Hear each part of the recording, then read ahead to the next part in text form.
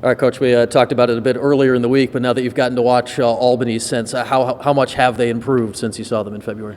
Well, we think they're different defensively. They slide a lot quicker. They're just more in sync. And I think the time of year that we played them, they hadn't been on a full field as much as we had, so we had the advantage. And we're trying to get the message across to our guys that this is a different lacrosse team they played the first time, and we got to be ready.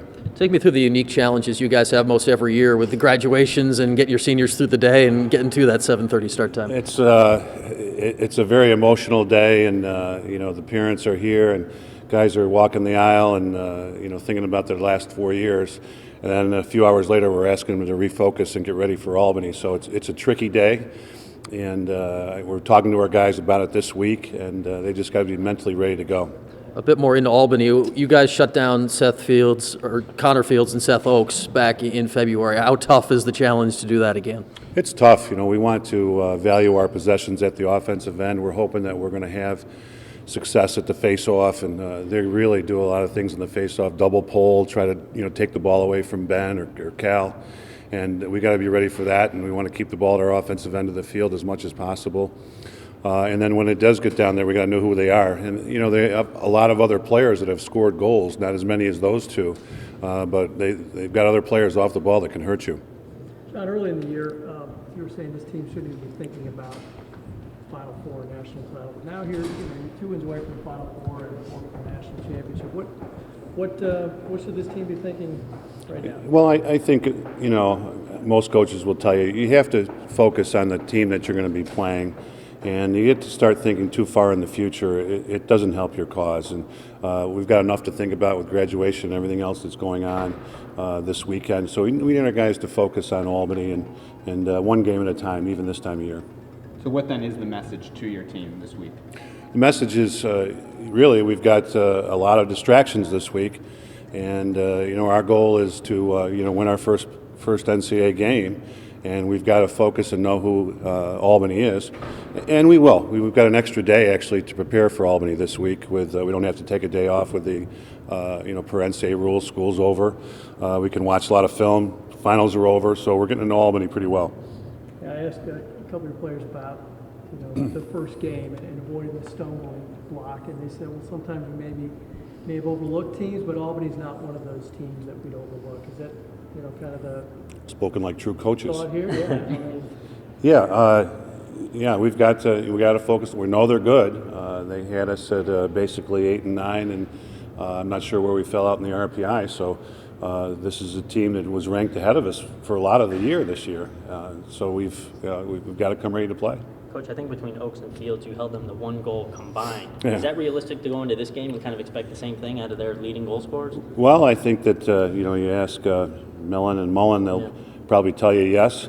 But they take so many opportunities. These guys that if you give them a lot of opportunities, they're going to score points. So we want to limit their opportunities and just play very solid defense. Why is the Mellon Fields matchup very advantageous for you guys? Nick seemed very confident about it going into the game.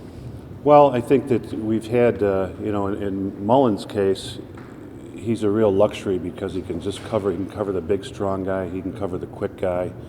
And Oaks wants to get up the right side and overpower you, probably more off the ball than with the ball as his shooting ability. So they put him in areas where they would like Mullins to slide to help out, and then that leaves him open. Mellon, I think it's his great quickness. He has good strength too, but it's his quickness, so he's be able to stay with a lot of quick players. And in Fields' case, he's got the ball in his stick a lot. He's got a lot of assists. He finds people open. So we need Nick to stay on him and stay on his hands and take something off the feed. And Malloy talked a lot about the trickery their offense can bring with behind-the-back passes and stuff like that. Can you be ready for that? Can you anticipate that? It's hard to. And, we have a couple guys that will do it in practice. Gail Thorpe's played a lot of box lacrosse, and we see some of it. So that helps us in our scout groups. But it's something hard to prepare for when you don't go against it every day. Coach, big part of the win against Albany earlier in the season, Derek DeJoe and Matt Lane both had big goals. What have you seen from them in practice and just your offense in general that makes you feel positive about that kind of match? Well, I think the offense has been playing well. We've been well prepared going into these games. We've been winning some face-offs, which gives the ball to our offense more often. That doesn't hurt anything. In Derek's case, I think he's been pretty consistent all year. He's been a much better player. He's been able to dodge with the ball in his stick. He's obviously dangerous off the ball with his outside shot. Matt Lane is really playing well as of late. He's dodging with some authority in the last game or two and in practice. And he's another one. He's got that great outside shot, right-handed, which is why he's on the man up. What do you see as the biggest improvement in your defense since the Cornell game? I think it's the package. It's been the slide and recovery and playing as a unit. Anybody is going to try to attack the other team's short sticks. So our short sticks get picked on a lot, and we have to be able to slide to them and help out, and they have to recover to find the open players. So I think it's been playing in the package. We've been doing since probably the Cornell game. We've broken things down more. We're doing a lot more 4-on-4s, sliding and recovering. Trying to help the other guys out, doing it quicker than we had in the past. So I think that's been the biggest improvement.